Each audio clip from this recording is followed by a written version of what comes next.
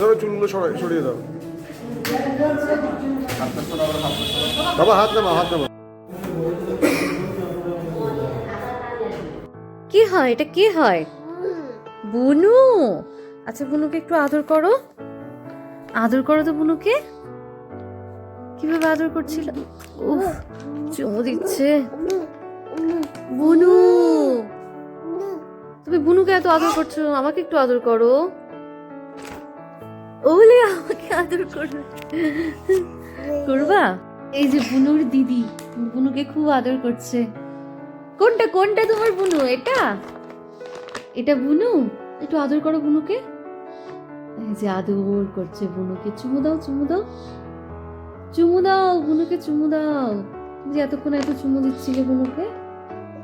High, আমি সুস্মিতা। আজ বেরোবো একটা বিশেষ কাজে, মানে অনেক দিন থেকে একটা ছুটির দিনের অপেক্ষা ছিলাম। দিন ধরেই অনেক কটা কাজ আমাদের পেন্ডিং ছিল, তো তার মধ্যে একটা ইম্পর্টেন্ট হলো ওর আধার কার্ডটা আজ বানাতে। আর তার আগে ওকে একবার নিয়ে যাবো ডক্টরের কাছে চেক আপের জন্য। তাই আজ সকাল সকাল একটু ঘুম থেকে উঠেছি, আমি নিজে স্নান করে একদম রেডি হয়ে নিয়েছি, আর এরই মাঝে ওকেও রেডি করে নিয়েছি। মোটেই তাড়াতাড়ি করতে পারি না, মানে প্রচুর টাইম লাগে ওকে রেডি করতে। কারণ হলো ও ঠিক এখন এতটাই চঞ্চল।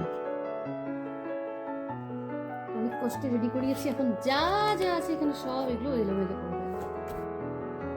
তো এই যে প্রথমে আমরা এসেছিলাম ডক্টরের কাছে, আমাদের বাড়ি থেকে খুব একটা দূরে নয়, এই বাইকে করে 5-7 মিনিট মতো সময় লাগে, কিন্তু এখানে একটু আমাদের টাইম লাগতো। তো ভাবলাম যখন এখানে সময়টা লাগবেই তাহলে আগে আমরা অন্য কাজটা সেরে আসি। শুনেছি আধার কার্ড বানাতে নাকি প্রচুর লাইন দিতে হয়, ওর পাপা গিয়ে একটু আগে দেখেও এসেছে। সময় নষ্ট না করেই আমরা চলে এসেছি আধার কার্ডের কাছে, কিন্তু সৌভাগ্যক্রমে তখন লাইনটা একদমই ছোট হয়ে এসেছিল। আমাদের আগে শুধুমাত্র হয়তো 5 থেকে 6 জনের মতো ছিল। এই যে ওর পাপাও লাইনে দাঁড়িয়ে গিয়েছে আর আমরা বসেছি। অনেক দিন থেকেই ভাবছিলাম আধার কার্ডটা করিয়ে নেব, কিন্তু 3 জন একসাথে কিছুতেই আর সময় করে উঠতে পারছিলাম না। তাই আজ যখন ছুটির দিন এসেছে সব কটা কাজ একেবারে নিয়েই আমরা বেরিয়ে পড়েছি।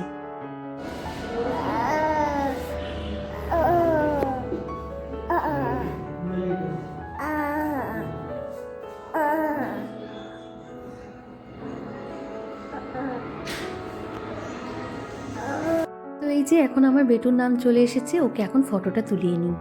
আর ও যে ঠিক কি রিয়াকশন দেবে সেটাই শুধু ভাবছি, কারণ আমার মেয়েটা তো খুবই শান্ত।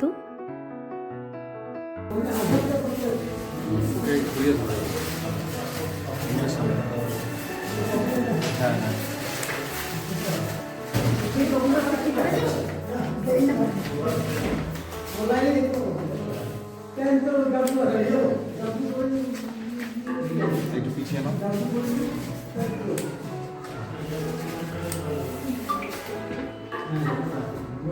চুলগুলো সামনে থেকে সরাতো, চুলগুলো কি হাসি।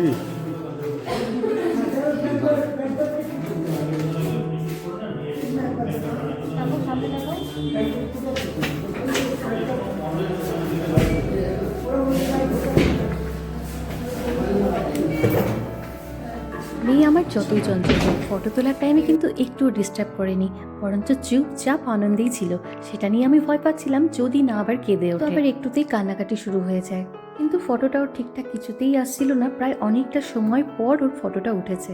আর এই যে দেখো আমার ছোট্ট বেটুটাকে প্রথমবার ফিঙ্গারপ্রিন্ট দিয়ে কতটা খুশি। যখন দিয়ে দিল তখন তো বুঝতে পারিনি কি করেছে, তাই অনবরত এই কালিটাই দেখে যাচ্ছে। তো আমাদের এখানে যা যা করার ছিল, মানে সব ফর্মালিটিস করা হয়ে গিয়েছে, আর আমরা অ্যাপ্লাইও করে দিয়েছি। ঠিক 1 মাস পর আমরা বেটুর আধার কার্ডটা পেয়ে যাবো। সত্যি কথা বলতে ওর ছবিটা না এত সুন্দর এসেছে, সেটা দেখে আমি খুবই খুশি হয়েছি। অনেকক্ষণ হলো বাইরে বেরিয়েছি, এখন ওর খাওয়ার সময় হয়ে গিয়েছে। এখন বাড়িতে গিয়ে ওকে খাইয়ে নিয়ে এসে পরে আসবো আবার ডক্টরের কাছে। তো এই যে ছোট্ট মিনি ব্লগটি এখানে শেষ করছি। ভালো লাগলে লাইক, কমেন্ট, শেয়ার, সাবস্ক্রাইব করতে ভুলো না। টাটা।